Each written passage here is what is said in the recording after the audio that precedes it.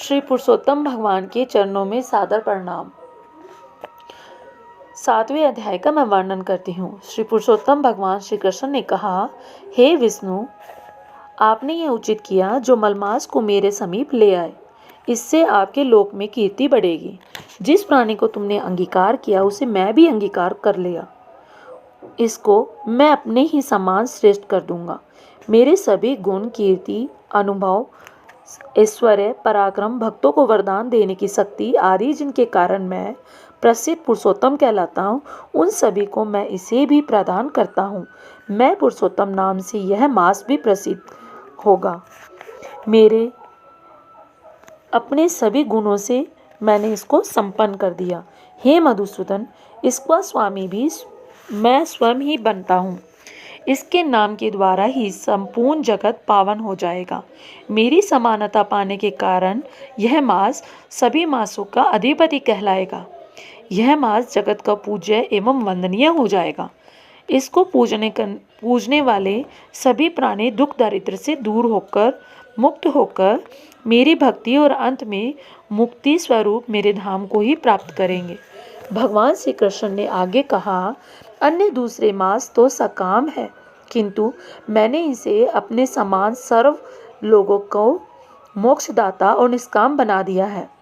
जो व्यक्ति इस अधिक मास में पूजा करेगा वह अपने समस्त कर्मों से मुक्ति प्राप्त करके निसंदेह मुझे प्राप्त करेगा। यह पुरुषोत्तम मास अब बिना किसी परिश्रम और कष्ट के मेरे पद को पा गया। इसको पूजने वाला सब व्यक्ति ही केवल एक मास के पूजन और व्रत के बिना कष्ट के जरा और मृत्यु से रहित होकर परम पद को प्राप्त करेंगे। चतुर्मास्य की यज्ञ करके स्वर्ग की प्राप्ति होती है और वहाँ के भोग भोगने के पश्चात पुनः पृथ्वी पर आना पड़ता है। किंतु विधि और श्रद्धा पूर्वक जो इस पुरुषोत्तम मास को पूजेगा वह अपने परिवार सहित मुझे निश्चय ही प्राप्त करेगा। मुझे प्राप्त कर वह जन्म, मृत्यु आदि व्याधि एवं जरा आदि सभी से मुक्त होकर इस संसार में जन्म नहीं लेगा। मेरे परम धाम को वेद वह धाम बताते हैं जहाँ से फिर आना नहीं होता। यह संपूर्ण सत्य है। मैं स्वयं इस मास का स्वामी बना हूँ और इसे मैंने ही प्रतिष्ठित किया है। मेरा पुरुषोत्तम नाम भी इसको प्राप्त हुआ। हे विष्णु, भक्तों की पूजा मुझे प्रिय है।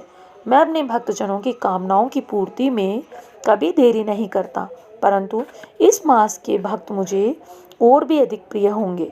मैं उनकी कामनाएं तो शीघ्र ही पूरी किए ही करूँगा। जो महा अज्ञान में घिरे व्यक्ति हैं वे जब दान नहीं करेंगे, सत्कर्म नहीं करेंगे, देव, विप्र तथा तीर्थों से शत्रुता करेंगे, वे दुराचारी और दुष्ट व्यक्ति कभी सुखी नहीं होंगे, चिर दुखी रहेंगे।